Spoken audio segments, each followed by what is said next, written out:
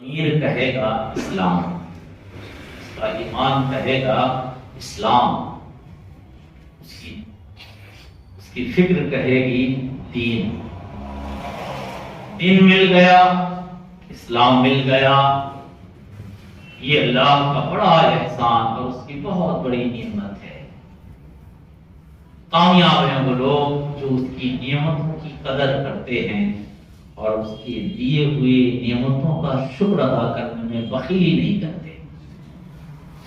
ناکام اور نامراد ہیں وہ لوگ جو اس کے احسانات کی قدر نہیں کرتے اور اس کی عطا کردہ نعمتوں کے شکر ادا کرنے میں کاہلی کرتے ہیں۔ اللہ عز و جل ہم سب کو اس کے احسان ماننے اور اس کی نعمتوں کا شکر ادا کرنے کی توفیق ولی عطا فرمائے، آمین یا رب العالمین۔ اسلام آفاقی مذہب ہے، پوری دنیا کے لیے ہے، پوری انسانیت کے لیے ہے۔ اور اسلام ہے کیا؟ ہر ایک کے لیے رحمت، نعمت اور انصاف کا پیغام ہے۔ ہر ایک کے لیے رحمت، نعمت اور انصاف کا پیغام ہے۔ جس سوسائٹی میں، جس معاشرہ میں، جس سماج میں انصاف نہ ہو، عدل نہ ہو، ظلم ہو، زیادتی ہو، وہاں انسانیت سسکتی ہے، وہاں انسانیت سسکتی ہے، کمزور روتا ہے اور بے بس آنسو بہانے پر مجبور ہوتے ہیں۔ اسلام ہر ایک کے ساتھ برابری کا سلوک کرتا ہے، مظلوم کے ساتھ وہ انصاف کرتا ہے اور ظالم کو وہ کٹگھرے میں کھڑا کرتا ہے، مظلوم کو وہ بدلہ دیتا ہے، ظالم کو وہ سزا دیتا ہے، اور اس سے سماج میں برابر اور یکسانیت پیدا ہوتی ہے۔ مظلوم کمزور بھی سمجھتا ہے میں بھی اسی سماج کا ایک فرد ہوں، اور بااثر بھی سمجھتا ہے کہ ہم حد سے گزریں گے تو حاکم وقت کا لگام ہماری گردن پر ہوگا یا ہمارے ہاتھ پہ ہوگا۔ الحمدللہ اسلام نے جب تک اپنے نظام کے تحت حکومت کیا ہے، مسلمانوں کو عزت، سرفرازی، سربلندی ہر طرف سے ملتی ہے۔ وہ لوگ جو پسند نہیں کرتے تھے نام سن کر کہ مسلمان ہے، اسلام ہے، فلاں فلاں بادشاہ ہیں، فلاں فلاں خلیفہ ہیں، لیکن جب وہ کسی مشکل کے شکار ہوئے، کسی ظلم اور زیادتی کے شکار ہوئے اور حاکم وقت نے ان کو انصاف دیا، ظالم کو ان کے حوالے کیا اور ان کو یہ احساس دلایا کہ آپ ہماری رعیت ہو، آپ ہمارے شہری ہو، جو ہم کلمہ گو کے ساتھ کرتے ہیں وہ غیر کلمہ گو کے ساتھ بھی کریں گے، انصاف دونوں کے ساتھ برابر ہوگا، کیونکہ انصاف کے لیے اللہ نے انسانیت کا حوالہ کیا ہے، صرف مذہب کا نہیں۔ تو وہ لوگ جو مسلمان سے، اسلام سے، دین سے ایک گنا نفرت کرتے تھے، وہی لوگ محبت کرنے لگے۔ ہمیں تاریخ بتاتی ہے محمد ابن قاسم کے بارے میں۔ محمد ابن قاسم ہندوستان میں پہلا شخص ہیں جو عرب سے آئے اور انہوں نے سندھ میں حکومت قائم کی۔ جب وہ چلے گئے تو غیر مسلموں نے ان کی مورت بنا کر ان کی پوجا کی۔ وہ بندہ اگر انصاف نہ کرتا، اخلاق پیش نہ کرتا، محبت کا سلوک نہ کرتا تو وہی اس کی مورتی کی پوجا نہیں کرتا بلکہ توڑ پھوڑ کر برابر کر دیتا۔ لیکن جو لوگ پوجا کرنے والے لوگ تھے ان لوگوں نے پوجا کی ہے۔ کیوں؟ اس لیے کہ انہوں نے اللہ کی کتاب قرآن کو نافذ کیا اور نبی کریم صلی اللہ علیہ وآلہ وسلم کی سنت احادیث کو نافذ کیا۔ ایک وہ دور تھا اور ایک آج کا دور ہے کہ ہم کتاب کے ماننے والے، ہم کتاب پر ایمان رکھنے والے، اس کتاب کو کسی اور کا نہیں، رب وحدہ لا شریک کی کتاب ماننے والے، مگر بدقسمتی سے اس کتاب پر عمل ہمارا بھی نہیں۔ ان موضوعات پر گفتگو ہمارے یہاں کم ہوتی ہے،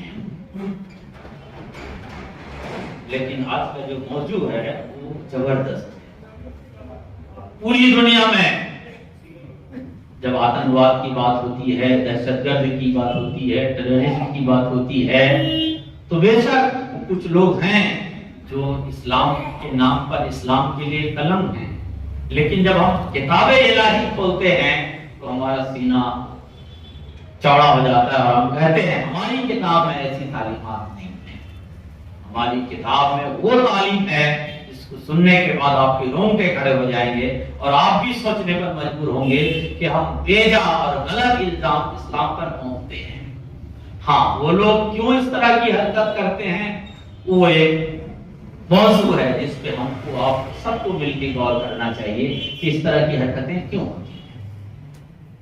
اللہ عز و جل فرماتا ہے، یا ایھا الذین آمنوا کتب علیکم القصاص، اے ایمان والو تم پر قصاص فرض کیا گیا، تمہارے مقتولین کا قصاص فرض کیا گیا۔ سیدھا سا مطلب یہ ہے کہ اگر کوئی شخص کسی کو قتل کر دیتا ہے تو حکومت اس شخص کو قتل کرے تاکہ انصاف قائم رہے، ورنہ کوئی اگر ہمارے بھائی کو قتل کرے گا تو بھلے سماج بھول جائے لیکن ہم بھول نہیں سکتے۔ اب اگر اس کو انصاف نہیں ملے گا تو انصاف لینے کے لیے پھر ہمیں کتنا بھی قتل کرنا ہوگا ہم کریں گے، تو پھر ظلم، بربریت اور سماج سے سکون اڑ جائے گا۔ کوئی جانے یا نہ جانے، رب جانتا ہے۔ رب عز و جل نے فرمایا اگر کسی بے گناہ کو، کسی معصوم کو، ایسے شخص کو جس کو قتل کیا جانا اسلام میں جائز نہیں تھا، اس کو کسی نے قتل کر دیا تو اس کو سیدھا سیدھا قتل کیا جائے گا، لیکن یہ قتل کون کرے گا؟ حکومت کرے گی، حاکم کرے گا۔ یہ نہیں کہ ہمارے بھائی کو یا ہمارے بیٹے کو کسی ظالم نے قتل کر دیا اور ہم جا کے اس کو قتل کر دیں، ایسا نہیں چلے گا۔ اگر ایسا کیا قتل کرنے والے کو پھر قتل کیا جائے۔ کیوں؟ اس لیے کہ یہ جو قتل کا معاملہ تھا، قصاص کا معاملہ تھا، یہ تو انصاف کے لیے تھا۔ اس سے تو ظلم اور بڑھ جائے کہ آپ کسی کے بھائی کو قتل کرو گے، وہ کسی آپ کے بھائی کو قتل کرے گا، آپ کسی کے بیٹے کو قتل کرو گے، وہ آپ کے بیٹے کو قتل کرے گا۔ اس طریقے سے قتل کا سلسلہ دراز ہو جائے گا اور اس کو روکا پھر نہیں جا سکتا۔ اس لیے اگر کوئی قتل ہوتا ہے تو ہماری ذمہ داری ہے کہ مقتول کی طرف سے جو قتل کیا گیا ہے اس کا مقدمہ عدالت کو لے کر جائے، قانون کو اپنے ہاتھ میں نہ لے، اور عدالت تحقیقات کرے، تھوپنے کی یا اس کو ڈھانکنے کی کوشش نہ کرے، بلکہ ایمانداری کے ساتھ تحقیقات کرے اور جو واقع میں قاتل ہے اس کو قرار واقعی سزا دے۔ اگر اسلامی حکومت ہوگی تو اس کو قتل کیا جائے، اور اگر اسلامی حکومت نہیں ہے تو وہاں اپنے نظام کے اعتبار سے وہ سزا دے، تاکہ جس کے ساتھ ظلم ہوا ہے، جس گھر میں قتل ہوا ہے، جس کا بھائی یا بیٹا قتل کیا گیا ہے، اس کو سکون مل جائے کہ ہمارے بیٹے کو کسی نے قتل کیا تھا یا ہمارے بھائی کو کسی نے قتل کیا تھا تو حکومت نے اس کو قرار واقعی سزا دی ہے، تو وہ بھول جاتا ہے، اپنے آپ کو تسلی کر لیتا۔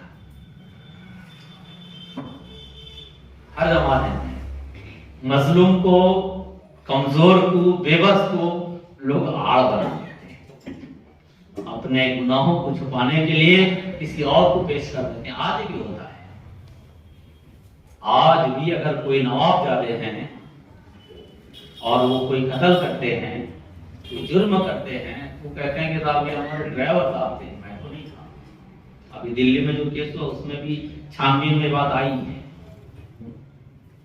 اس زمانے میں بھی تھا کہ ایک آزاد آدمی، دبنگ آدمی کسی کو مار ڈالتا تھا اور سماج جب اس کو گھیرتا تھا تو کہتا تھا یہ ہمارے غلام نے قتل کیا ہے، یار اس کو قتل کرتا۔ اللہ عز و جل نے اس ظلم اور اس زیادتی سے مسلمانوں کو روکا. فرمایا الحر بالحر والعبد بالعبد، آزاد کے بدلہ آزاد، غلام کے بدلہ غلام. یعنی کسی اگر عام آزاد آدمی نے، آج تو سب آزاد ہیں، کوئی غریب ہے، مفلس ہے، کمزور ہے، کوئی بھی ہے، لیکن سب آزاد ہیں. غلامی کا دور نہیں ہے. زمانہ تھا غلامی تھا، تو کیا کرتے تھے، آزاد جو ہے خریدا ہوا اپنا غلام کو وہ قتل کروا دیتا تھا، اس کا قصاص دلوا دیتا تھا. کہا صاحب میں نے نہیں، اس نے قتل کیا تھا. یا کبھی کہتا تھا میں نے کیا ہے لیکن ہم اپنے بدلے میں اس کو دیتے ہیں، اس کو قتل کرتے ہیں. اسلام نے کہا ایسا نہیں، تم کوئی بھگوان نہیں ہو، تم بھی انسان ہو. تم نے اگر جرم کیا ہے تو سزا تم کو ملے گی، تمہاری سزا کوئی دوسرا کیوں جھیلے گا. والانثى بالانثى، اور اگر کسی عورت نے کسی کو قتل کیا تو عورت کے بدلے میں عورت کو قتل کیا جائے گا. یہ ٹھیک ہے کہ یہ سماج کی صنف نازک ہیں، کمزور ہیں، اور ان کے ساتھ ہمدردانہ سلوک ہونا چاہیے. لیکن جب آپ قتل کا اقدام کرتی ہو، کسی کو مار ڈالتی ہو، چاہے شوہر ہو، چاہے باپ ہو، چاہے سماج کے کسی بیچارہ سو رہا اس کو تم نے زہر پلا دیا، گلا گھونٹ دیا، تو ایسا نہیں کہ آپ عورت کو اس لیے چھوڑ دی جاؤ گی. نہیں، اگر ایسا گھناؤنا جرم کرو گی تو سزا دی جائے گی. فرمایا عورت کے بدلے عورت. ومن عفی له من اخیہ شیء فاتباع بالمعروف واداء الیہ باحسان. سو جس قاتل کے لیے اس کے بھائی کی طرف سے کچھ معاف کر دیا جائے. کبھی کبھی ایسا ہوتا ہے کہ ہم نے جوش و غضب میں، شیطانیت میں آ کر ایک جرم والا قدم اٹھایا، کسی کے بھائی یا بیٹے کو قتل کر دیا. بعد میں ہمیں بھی احساس ہے کہ یہ گھناؤنا جرم تھا، بہت بڑی غلطی اور بہت بڑا پاپ تھا. ہم نے اس کے بھائی، اس کے خاندان والوں کے پاس گئے اور ان سے معافی مانگی. یہ ہم سے گناہ ہوا ہے، یہ ہم سے غلطی ہوئی ہے، اسے ہم ناحق سمجھتے ہیں، ان کو ہم ناجائز سمجھتے ہیں، اس کو ہم خطا مانتے ہیں، مجھے معاف کر دو اور اس کے بدلے میں جو چاہو وہ لے لو، یا جو شریعت نے مقرر کیا وہ لے لو. اسلام میں ایسا نہیں، صرف قتل. قصاص کے لیے اس کو پیش کرنا ہوگا، اس کے بعد اس کو ایک آپشن دیا جائے گا کہ اگر آپ چاہو تو معافی مانگ لو، اور قاتل جس مقتول جس کے گھر والوں کو آپ نے قتل کیا، بھائی بیٹا بہن کسی کو بھی، اس سے معافی مانگ لو، اس کو راضی کر لو اور اس کو اس کی دیت دے دو، فدیہ. اور وہ اللہ عز و جل کے نبی صلی اللہ علیہ وسلم نے 100 اونٹ مقرر کیے ہیں. ایک جان کے بدلے میں 100 اونٹ دینا ہوگا. کروڑوں روپے ہیں، بلکہ کروڑوں سے زیادہ ہیں. یا تو اس کی جان لی جائے گی یا اس کو اتنا جرمانہ دینا ہوگا. اور اس میں ٹال مٹول نہیں چلے گا. یہ نہیں کہ سماج نے گھیرا یا حکومت کا دباؤ تھا، اس نے 1,00,000-10,00,000 دے دیا، اس کے بعد یہاں وہاں بھاگا پھر رہا ہے اور نہیں دیں گے، یا پھر دبنگئی دکھا رہا ہے. یہ نہیں چلے گا، دینا ہوگا. ذالک تخفیف من ربکم ورحمہ فمن اعتدی بعد ذالک فلہ عذاب علیم. یہ تخفیف تمہارے رب کی طرف سے ہے اور یہ رحمت ہے. لہذا جو حد سے بڑھے گا، یعنی لینے والے وہ کہتے ہیں 100 اونٹ نہیں صاحب 1000 اونٹ چاہیے ہم کو. 1.5 کروڑ بنتا ہے، کہتے ہیں صاحب 10 کروڑ چاہیے ہم کو، ورنہ ہم پھر قتل کریں گے. یہ بھی حد سے بڑھنا ہوگا. یا پھر وعدہ کر لیا تو ہم اتنا دیں گے اور اس کے بعد نہیں دے رہا ہے، یہ بھی حد سے بڑھنا ہوا. اللہ تعالیٰ فرماتا ہے فَمَنِ اعْتَدَىٰ بَعْدَ ذَٰلِکَ، اس عہد کے بعد، وعدہ کے بعد جو حد سے بڑھے گا، فَلَهُ عَذَابٌ عَلِيمٌ، اس کے لیے دردناک عذاب ہوگا.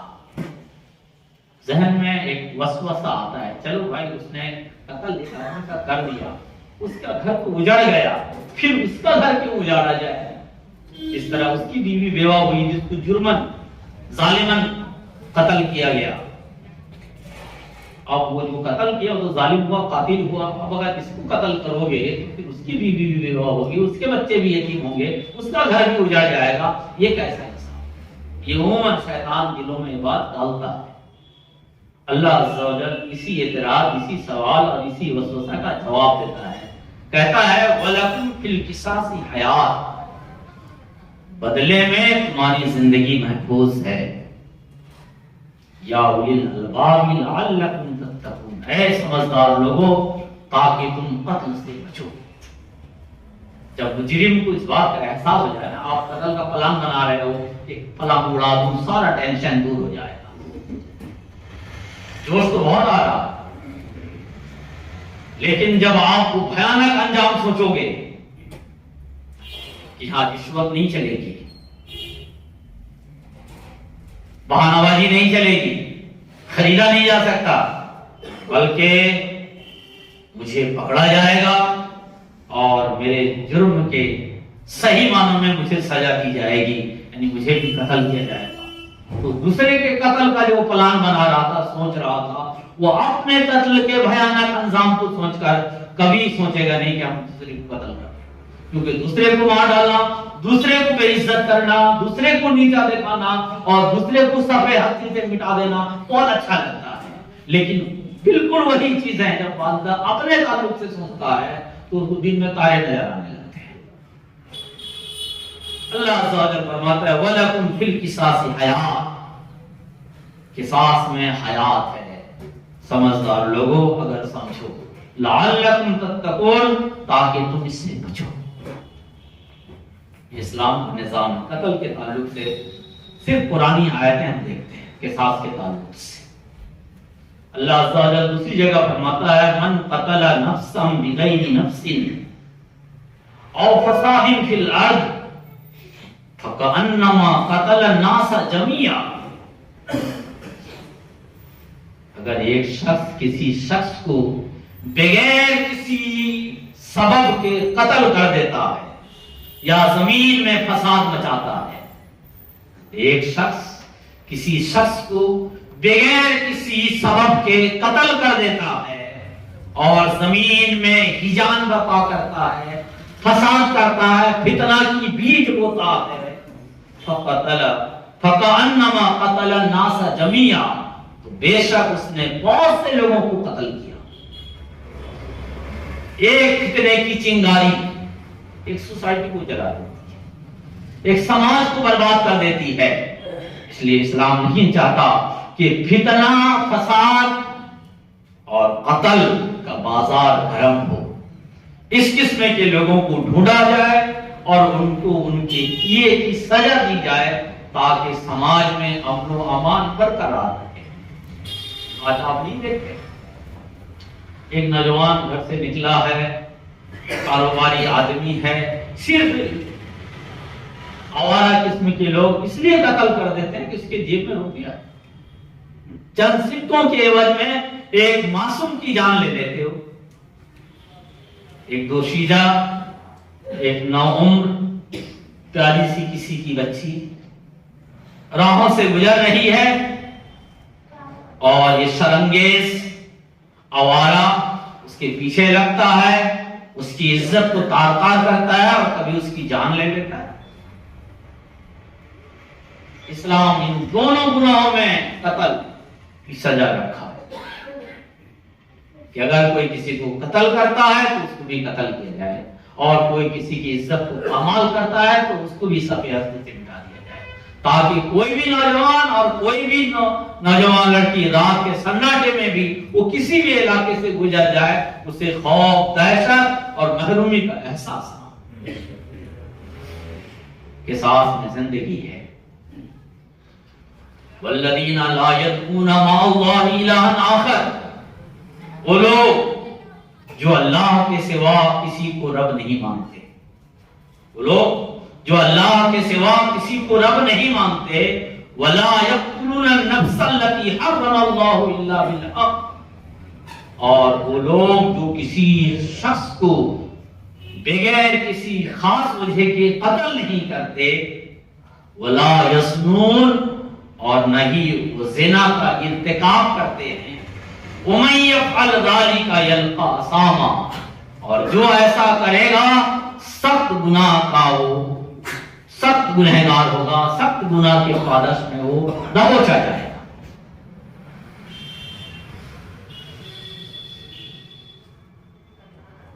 كتبنا عليهم فيها أن النفس بالنفس والعين بالعين والأنف بالأنف والأذن بالأذن والسن بالسن والجروح قصاص ومن تصدق به فهو كفارة الله ومن لم يحكم بما أنزل الله فأولئك هم الظالمون.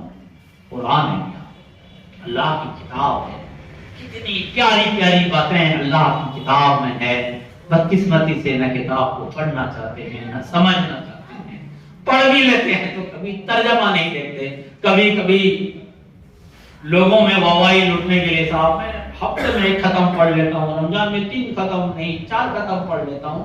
میاں زندگی میں 1 ختم پڑھو نا, لیکن اس کو یہ سمجھ لو کہ وہ کہہ کیا رہا ہے. آنکھیں کھل جائیں گی دوسرے کے خلاف منصوبہ بندی کرنے, دوسرے کو تباہ کرنے, دوسرے کی برائی چاہنے کے لیے.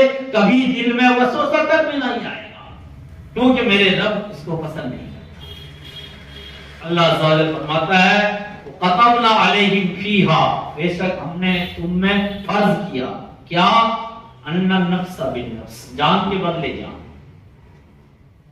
وَالْعَيْنَ بِالْعَيْنِ, آنکھ کے بدلے آنکھ,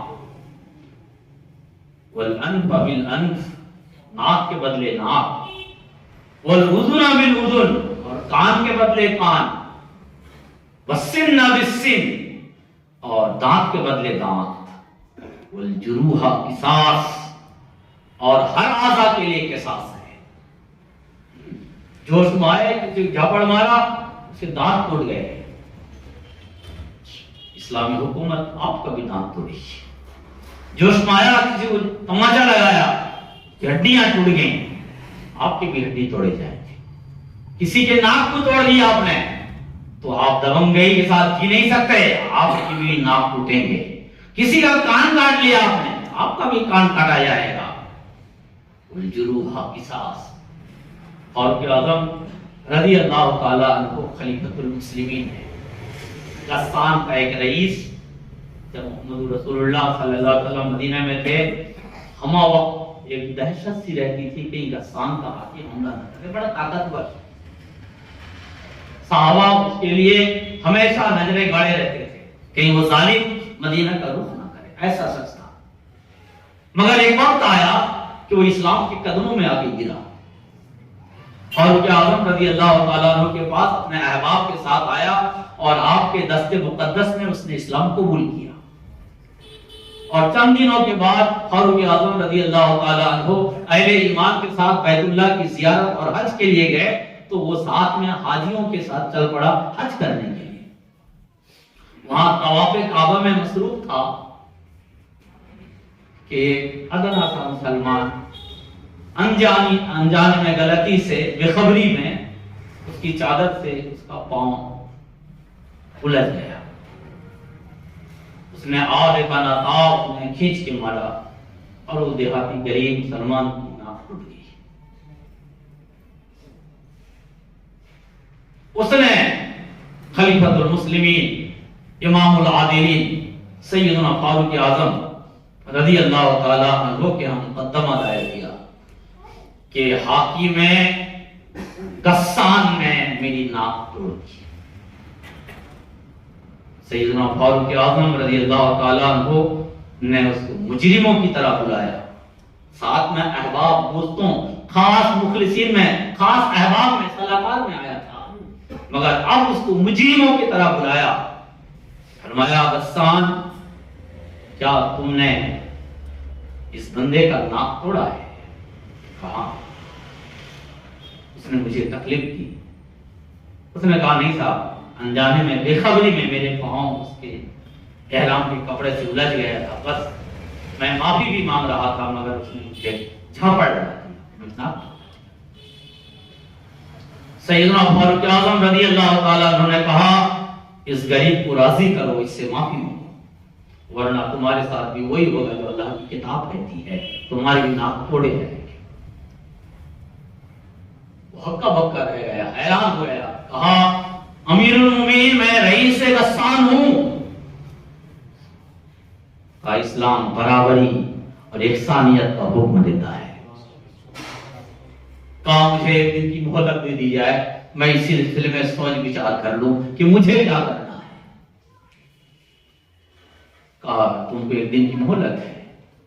1 دن کی مہلت کے بعد وہ رات کے وقت میں حرم کعبہ سے نکل بھاگا اور پھر بدقسمتی سے وہ دوسرا مذہب اختیار کر لیا۔ مگر فاروق اعظم رضی اللہ تعالیٰ عنہ نے اس کا خیال نہیں کیا کہ یہ حاکم زادے ہیں، شاہزادے ہیں، بڑے باپ کے بیٹے ہیں، رئیس ملک ہیں، ان کے ساتھ کوئی الگ سے سلوک کیا جائے نہ۔ اور یہی دبدبا تھا، یہی انصاف تھا کہ جہاں جہاں فاروق اعظم رضی اللہ تعالی عنہ کا قدم گیا ہے، آج بھی الحمدللہ وہاں اسلام ہرا بھرا ہے۔ آج بھی وہاں اسلام ہرا بھرا ہے۔ آج بھی ان علاقوں میں اچھے ہوں یا برے ہوں لیکن مسلمان ہی حکومت کر رہے ہیں۔ اور ایک آیت سنیے، اس کے بعد رب فرماتا ہے، یہ تو حکم دیا کہ ناک کے بدلے ناک، نفس کے بدلے نفس، کان کے بدلے کان، دانت کے بدلے دانت، پھر کہتا ہے فمن تصدق بہ فہو کفارۃ اللہ، اور اگر تم اسے معاف کر دیتے ہو تو یہ تمہارے لیے کفارہ ہے۔ اسلام اکساتا نہیں ہے کہ نہیں صاحب اس کو ٹھکانے پہنچا کے دم لو نا۔ اگر ہم نے غلطی سے آپ کو ٹھیس پہنچائی ہے تو ہم سراپا مجرم بن کر آپ کے سامنے کھڑے ہو جائیں، ہاتھ پکڑ لیں کہ بھائی صاحب معاف کر دیجیے، غلطی ہو گئی۔ اور اسلام آپ کو بھی دلاسا دیتا ہے، آپ کو تحریک دیتا ہے کہ آپ معاف کرو۔ اگر آپ معاف کر دیتے ہو تو آپ کا یہ عمل آپ کے لیے گناہوں کا کفارہ بن جائے گا۔ آپ کی دوسری خطائیں اللہ تبارک و تعالی اس عمل نیک کی سبب نیکی سے بدل دے گا۔ پھر رب کہتا ہے وَمَن لَّمْ يَحْكُمْ بِمَا أَنزَلَ اللَّهُ، اور جو اللہ کے اس حکم کو نافذ نہیں کرتا، یعنی جو مسلمان کہلاتا ہے اپنے آپ کو مسلمان حکمراں ہے اور وہ اللہ کی کتاب کو نافذ نہیں کرتا، فَأُولَٰئِكَ هُمُ الظَّالِمُونَ، تو وہی لوگ ظالم ہیں۔ آخری آیت سنیے، وَمَن يَقْتُلْ مُؤْمِنًا مُتَعَمِّدًا فَجَزَاؤُهُ جَهَنَّمُ خَالِدًا فِيهَا وَغَضِبَ اللَّهُ عَلَيْهِ وَلَعَنَهُ وَأَعَدَّ لَهُ عَذَابًا عَظِيمًا۔ وَمَن يَقْتُلْ مُؤْمِنًا، جس نے جان بوجھ کر ایک مسلمان کو قتل کیا، فَجَزَاؤُهُ جَهَنَّمُ، اس کی سزا جہنم، خَالِدًا فِيهَا، وہ اس میں ہمیشہ رہے گا، وَغَضِبَ اللَّهُ عَلَيْهِ، اور اللہ کی ناراضگی کا وہ شکار ہوگا، وَلَعَنَهُ، اور وہ اللہ کی لعنت کا مستحق قرار پائے گا، وَأَعَدَّ لَهُ عَذَابًا عَظِيمًا، اور اللہ نے اس کے لیے بڑا عذاب تیار کر رکھا ہے۔ اللہ عز و جل ہمیں دوسروں کے احترام کرنے، دوسروں کی عزت کرنے، دوسروں کے ساتھ اچھا سلوک کرنے کی توفیق عطا فرمائے، اور کتاب الہی کے ہر جزء اور کل پر مکمل طریقے سے ایمان اور ثابت قدم رکھنے کی توفیق دے۔ آمین ثم آمین۔